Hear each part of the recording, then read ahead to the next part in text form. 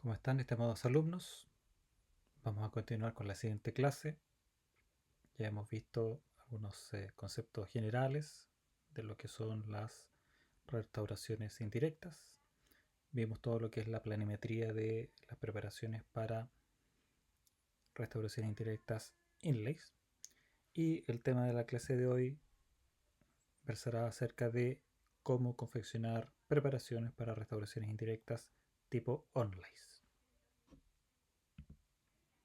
El objetivo de la clase en este caso va a ser cómo vamos a aplicar los principios generales de las preparaciones para onlays, cuáles son las características generales de este tipo de preparaciones y los tiempos operatorios.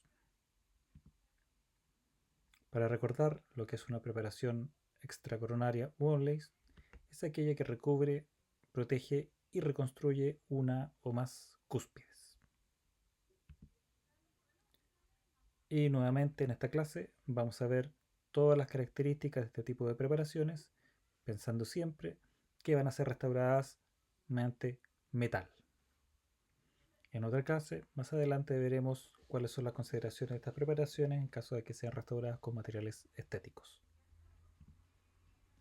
Nuevamente recordar cuáles son los principios generales de las preparaciones que tenemos que tener en cuenta en todo momento que vamos a realizar algún desgaste sobre un diente. Para recordar los principios generales, proteger el remanente dentario, dar a la preparación una forma de retención y resistencia, que ofrezca solidez estructural tanto al material como al diente, que a nivel marginal exista una característica adecuada de terminación y que esta preparación tenga una adecuada protección del periodonto. Para respetar el primer principio, es necesario que tengamos en cuenta los procedimientos que nos permiten proteger el remanente dentario. Esto es, tener cuidado con la cantidad de desgaste realizado, por lo tanto aumentar en la mayor cantidad posible el grosor de dentina remanente. Saber que la pulpa, por lo tanto, tiene una capacidad de reacción pulpar en la medida que nos acercamos a ella. Saber de qué manera estamos eliminando el calor friccional durante el tallado de las preparaciones. Evitar la desecación de la dentina con el soplado mediante la jeringa triple. Y también tener cuidado con la presión que ejercemos con nuestros elementos rotatorios sobre la dentina.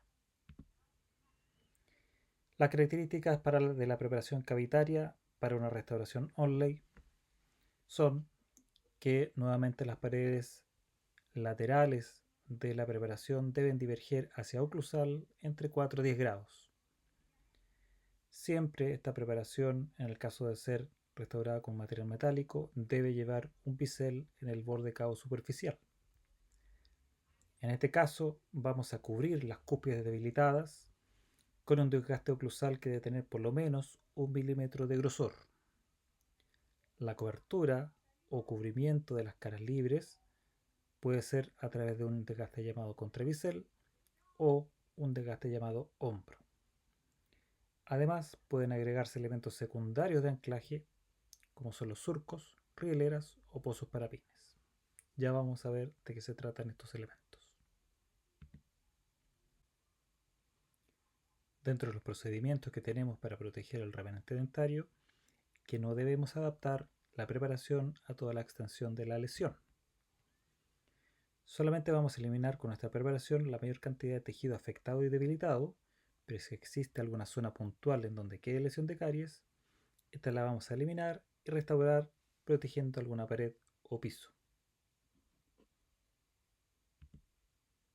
Para dar retención por fricción a la restauración, la preparación debe tener ciertas características. Esta característica, como ya habíamos visto, corresponde a que las paredes de la preparación deben tener una divergencia hacia oclusal entre 4 a 10 grados. Esto va a permitir la entrada y salida de la restauración, pero también la máxima fricción o roce para mantenerla en su sitio. Para obtener esta divergencia vamos a utilizar nuevamente elementos rotatorios de forma troncocónica, lo que va a permitir a través de la angulación de las paredes laterales del elemento rotatorio la angulación solicitada.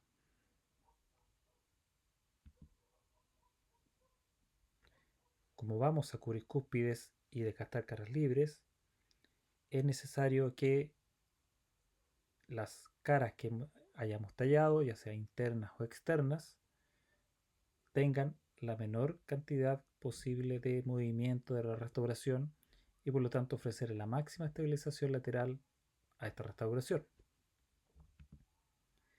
Cuando tenemos fuerzas que son axiales, es decir, paralelas al eje mayor del diente, esta fuerza intensiva permite estabilizar la restauración en posición. En cambio, frente a fuerzas laterales, la restauración puede ser desplazada. En caso de que las paredes de la preparación no ofrezcan suficiente retención, es posible recurrir a elementos secundarios de retención. Estos van a ser cajones, surcos o pozos para pines. Estos elementos aumentan la superficie de roce y son una traba mecánica que estabiliza la restauración frente a fuerzas oclusales laterales. En la figura vemos cómo es posible tallar, por ejemplo, un pozo para pin, para lo cual se utiliza una fresa troncocónica muy delgada, teniendo mucho cuidado ya sea con el techo pulpar o la pared lateral de la pulpa. La idea es poder realizar un tallado que mantenga la pulpa protegida por una capa adecuada de dentina. En ese pozo irá alojado por lo tanto posteriormente una especie de clavillo que forma parte de la restauración metálica definitiva. El concepto de solidez estructural se relaciona con la resistencia que debe tener el material restaurador al realizar desgastes adecuados y homogéneos que den espacio a este material y que al mismo tiempo otorgue resistencia al diente durante la función masticatoria. Al reconocer las características anatómicas del diente que vamos a tallar y al mantenerlas después del tallado, vamos a estar respetando por lo tanto este principio. Si vamos a proteger una cúspide debilitada, debemos desgastarla por oclusal y por las caras libres. El desgaste oclusal debe respetar la angulación de las vertientes y tener una profundidad mínima, que en general, para metales, es de 1 milímetro. A este desgaste se denomina reducción oclusal. Luego hayamos terminado la reducción de la vertiente interna de la cúspide, vamos a proceder al desgaste de la vertiente externa. En este caso, hacer la cúspide de corte lo vamos a realizar con un contrabisel, el cual tendrá una angulación de 30 grados respecto de la superficie externa del diente.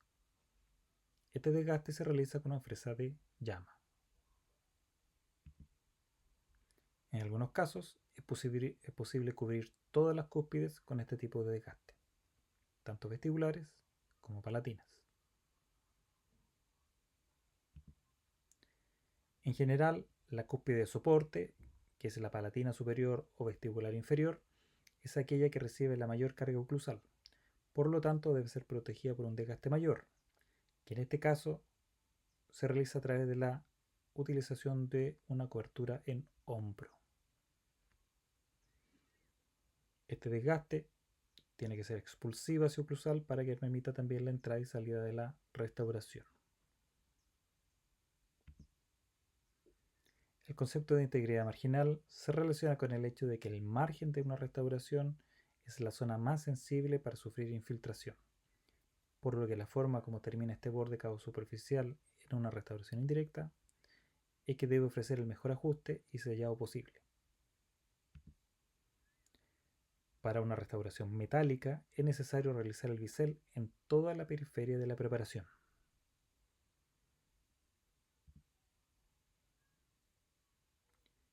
Una cobertura en hombro va a tener diferentes terminaciones cervicales dependiendo de la forma que se le dé al desgaste en esta zona, la cual puede o no llevar bisel. Existen algunas terminaciones en hombro que sí llevan bisel, para aumentar el ajuste, por lo que el borde cabo superficial debe ser biselado en esa zona con una fresa de llama. En esta figura podemos observar una preparación ya terminada, en donde se ha realizado la cobertura de la cúspide palatina con un hombro y de la cúspide vestibular con un contrabisel. Vea la extensión de ambos elementos en cada una de las cúspides. Aquí vemos otra figura de otros dientes preparados, en donde, por alguna razón en especial, se ha decidido cubrir todas las cúspides con un contrabisel. Aquellas zonas que están desgastadas con un contrabisel no deberán llevar, por lo tanto, un bisel, ya que el contrabisel es un elemento que también ayuda al ajuste de la restauración. Vamos a ver entonces cómo se realiza la cobertura o protección cuspidia posterior al término de la confección de los cajones principales. Para poder realizar una reducción homogénea de la vertiente interna de las cúspides, se utiliza la técnica de surcos guías.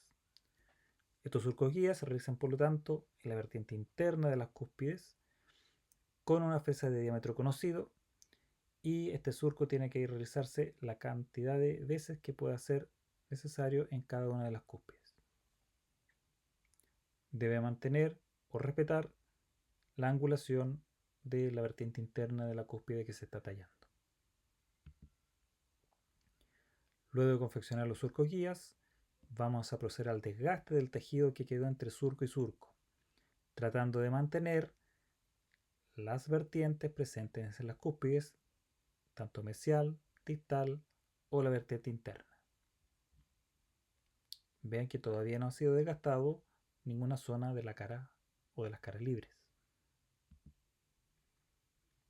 Realizamos entonces la reducción oclusal de las vertientes internas de cada una de las cúspides de corte o de soporte.